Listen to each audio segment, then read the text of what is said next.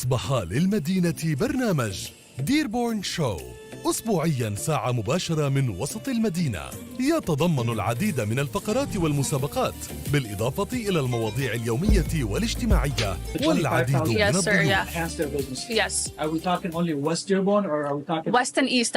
Welcome to the Dearborn Show. We're coming to you from Galata Suites in downtown West Dearborn with another exciting weekly episode featuring inspiring interviews, business success stories, and community highlights. Want to be part of our show or promote your business? Please contact us at 313-699-6923 or 313-744-0333. Dr. Glenn Maleyko has successfully served as superintendent of Dearborn Public Schools since September 2015. The district serves over 19,600 students and over 2,700 staff members. Dr. Maleyko holds 4 major degrees, including a Doctor of Philosophy in Educational Leadership and Policy Studies. Dr. Maleyko was named the 2019 Michigan Superintendent of the Year by the Michigan Association of Superintendents and Admission, MASAs. Welcome, Dr. Maleyko. Thank you for having me. I really appreciate the opportunity to speak to you today. Dr. Maleyko, tell us about your experience. I know you have over 30 years of exceptional leadership, educational leadership, and working with the community and students and staff, starting as a teacher, as a teacher at Salina, and then as an assistant principal, a director of human resource, and then superintendent of Dearborn Public Schools. So tell us about your rich experience. Sure. You know what? I think it's very important. And I started as a substitute teacher in 1995.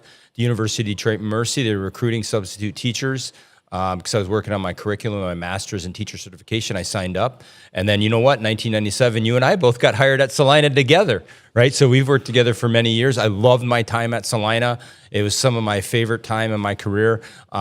Students that have graduated and they're doing well in society, I see them now. And now their children are going to the Dearborn Public Schools. So it's so rewarding to see that. I spent time as a principal at Duval as well. I was HR director, negotiating contracts, building collaboration with the union. And then the last 11 years as superintendent, I've been very active on a state level, advocating for students through MASA. And now I'm actually on the national AASA, National Superintendent Governing Board, representing Michigan to advocate for students, public education at a national level in Washington. You applied for the state superintendent, and right now you are a finalist, one of 3. Correct. I love Dearborn. It's always part of who I am. I look at it as a positive. I'm not looking to go to any other district other than Dearborn. If I do get it, and I'm fortunate enough, I'm going to take care of Dearborn. And if not, I'm still going to be here, working hard for the sake of the students and the community here. It was one of those things, a higher purpose. We have 19,600. With adult ed, we have about 22,000 students. Michigan as a whole has about 1.4 million. So it is an opportunity to do some greater good on the state level. So I appreciate the outpouring of support that I've received from the community in pursuit of that. I interviewed actually just yesterday in Lansing with 7 candidates, and they chose me as one of 3. I'll be back there next Tuesday, likely find out in September my future, whether or not I'll get that position or not. So if you are chosen as a state superintendent, what will the process be to find a replacement for you? So that is up to the Board of Education, but what I can tell you is usually they'll have search consultants that would come in. That's what I went through. The search consultant would do a posting that can be statewide and or nationally even sometimes. They'll accept applications. They'll go through probably a stakeholder group process. What do you want to see in the next superintendent? There would be all the interviews are open public by Michigan law, and then the board would make a decision. I would make sure that I told the state if I do get it, I'm not looking to leave right away because I'm not just leaving Dearborn. We got to take care of Dearborn. And so I asked for some flexibility if I was chosen to help the board in making those important decisions. So if you're chosen, when will you assume office? It's up to negotiate. That'll be negotiated. So there's no specific date that I could give you right now.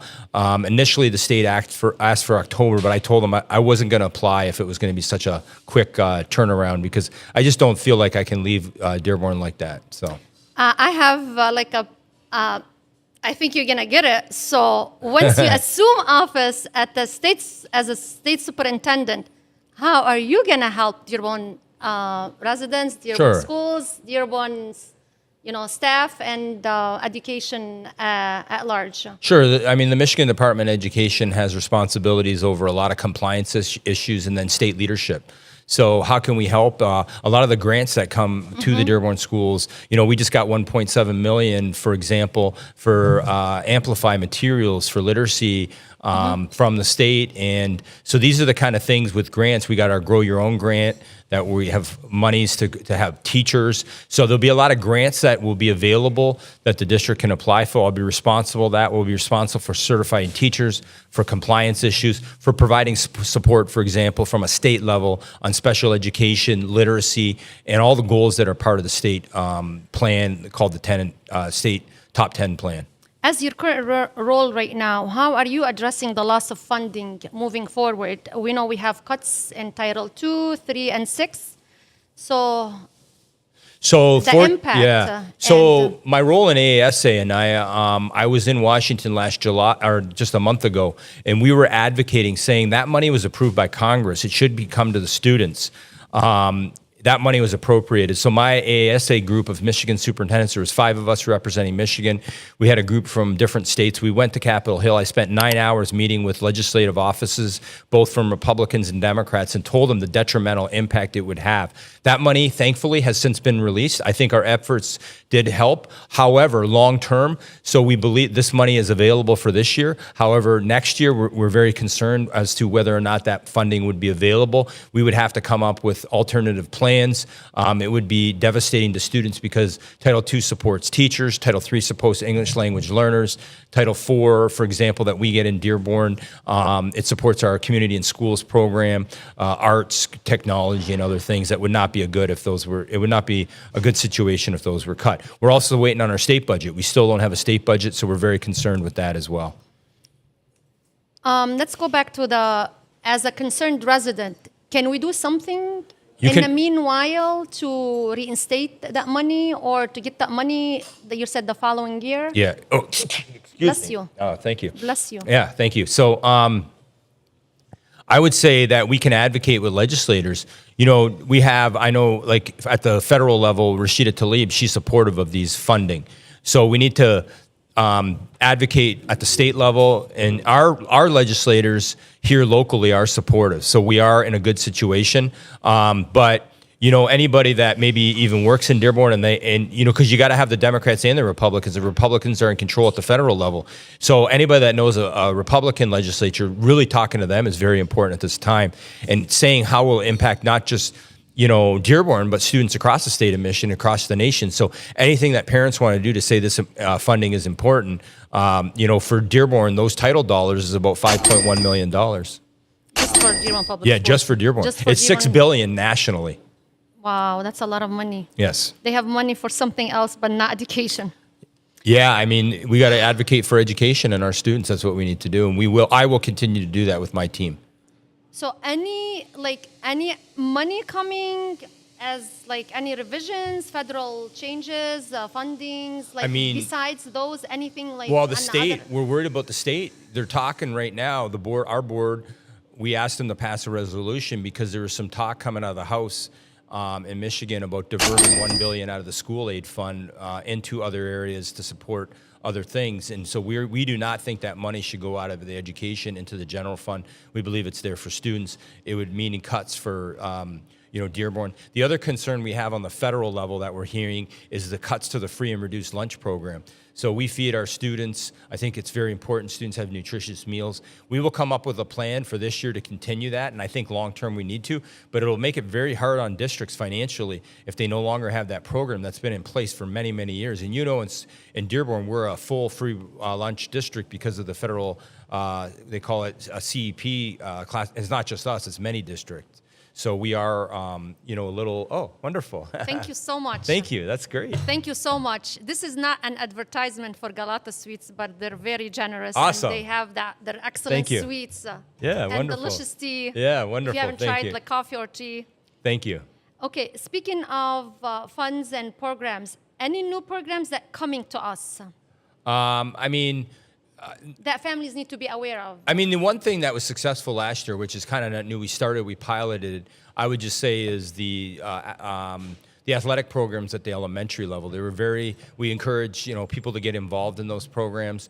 We just completed we have the highest, largest summer program in the state. So that money that we got from the Balmer Foundation, we operated large summer programs. We think that's very important. The other thing I would just say that we're doing a hard focus on our plan in literacy instruction. We think that is very important. Absolutely. We're going to be focusing on bullying prevention, which is in my goals. That is very important. We have a plan from Ms. Zainab Serini. And then the other thing is attendance. We're going to be looking at how to deal with, our numbers comparatively across the state are not that bad, but there are still a number of students that have chronic attendance problems. And so we're not talking about students, that go to the college campus and have classes and flexibility. We're talking about, it's basically 18 or more absences in a year. And sometimes it's legitimate for health reasons. Yes. But those are concerns we have on the attendance, and those are statewide concerns as well. My teacher colleagues would like to know, what are you doing to work with the union to get Just Cause reinstated? So I've always collaborated with the union. We always believe in that. I know all the union presidents, Josh Tynan, Kathy Martin, with Al Larini, Mr. Mike Lowe from the different unions. With the DFT, those are negotiable items. So initially they were within the contract, and then there were prohibited subjects that were in state law change in 2011. I was part of that as the human resource director. I had to operate according to that law. And then just last year, they changed the law again and said that, so it's negotiable. So what am I doing? We'll always sit down and have discussions and talk to the union, but this will be subject to a collective bargaining agreement. I respect Kathy Martin very highly. We have a great relationship. We work collaboratively together. She represents her members, and I appreciate that. We need union representation for retention and recruitment of teachers. It's very important that we have that. I'm a teacher. So this is one part of my job that I hate is standardized testing and the time it takes to collaborate, to arrange, to work with the teachers, scheduling, and so forth. So once you become the state superintendent, can you cut some standardized testing? So as state superintendent, you have to implement the testing, but here's the thing. Some of them it's state law, but a lot of the tests are required by federal law. So there is no flexibility there. There has to be those accountability measures.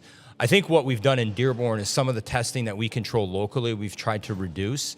And then what we really need to do is focus on, we welcome accountability. I think there was a problem many years ago, and that got changed when the M-STEP was so long, a long test, but the state has reduced that. The state has also looked at trying to speed up getting the results. I think they could still do better work there to get the results to help students. I think some of our assessments, like the iReady, we used to do the MWA, the iReady, the leadership under our team with Ms. Faraj and Ms. Sewer and others leading the way in curriculum. And now we have Ms. Shaheen, who just joined in the Fortson feeder, and they're going to be leading the way on those tests that are benchmark tests. But there are state law and federal law, so the state superintendent doesn't have the authority to eliminate them, even if they wanted to. I'm not sure that I'd want to eliminate it. I may have some changes I would want to make, but we definitely need to, shorten things, look at the statistics and see what we can do. Because the other thing on a state level is we're trying to increase the achievement of students in Michigan that right now we're lagging, and so we need to make improvements. Okay, what is your message to the community for the beginning of the school year? So, my message is, graduation is my favorite time of the year. It's the conclusion of the entire education for students, and we celebrate. We also celebrate, my second favorite time of the year is the first day of school. I love it.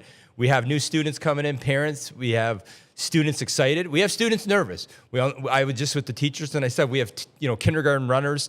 We deal with that. We understand there's anxiety. But it's a great time, the first week of school, the first day. We're here to serve. We're here to support you. We know that when concerns come up or things, we're willing to help. We want to listen to you. The same token, we want to celebrate the positive things that we're doing in the district. We're always willing to improve, and we believe heavily in parent involvement. I'm going to suggest that parents get involved. Go to the meetings. Get involved. Contact your teachers. We are going to be implementing something new called a Parent Square application app that is going to be communication tool for parents. I think it's going to be much more effective once we implement it, and it'll be a way for parents to be talking to the schools, to talking to teachers, communicating. And I'm really excited about bringing that to Dearborn schools. You know what? The key for everything is communication. Sure. And you hit it hard with communication. Yeah. Communicate with your child, communicate with your teacher, communicate with your office staff, communicate with your school. You know, this is your first line of defense, your teacher. Yes. So I always tell parents, you know, before you do anything, communicate with the teacher. And I'm glad you mentioned there is an app for this. Thank you so much for joining the Dearborn Show. And we hope our viewers find this beneficial. And we wish everyone, you know, every student, everyone a happy, successful school year. And thank you, Galata Sweets, for hosting us. And again, if you like to advertise or you want to be part of the Dearborn Show, you can contact my husband, Abbas Shihab, or Mr. Raimat at their numbers, and we're going to put them in the caption one more time. And thank you, Dr. Maleyko, Thank you. and best of luck. Galata was great too. I appreciate the hospitality, some of the food and that. Wonderful. Thank you. And we wish you the best of luck. Oh, thank you. And inshallah, you get the job. Oh, thank you. And good news. I'm in a good situation because, like I said, I love working here in Dearborn. And if it's sometimes things happen for a reason, and they don't. And if it's meant to be, it will. Absolutely. And so we'll see. But we will continue to work together for Dearborn students and Michigan students and champion public education. We love to have you continue being our superintendent and my big boss. But if you are the state superintendent, then congratulations in advance. Thank you very much. Thank you. Thank you so much for joining us, and stay tuned for the next episode of the Dearborn Show.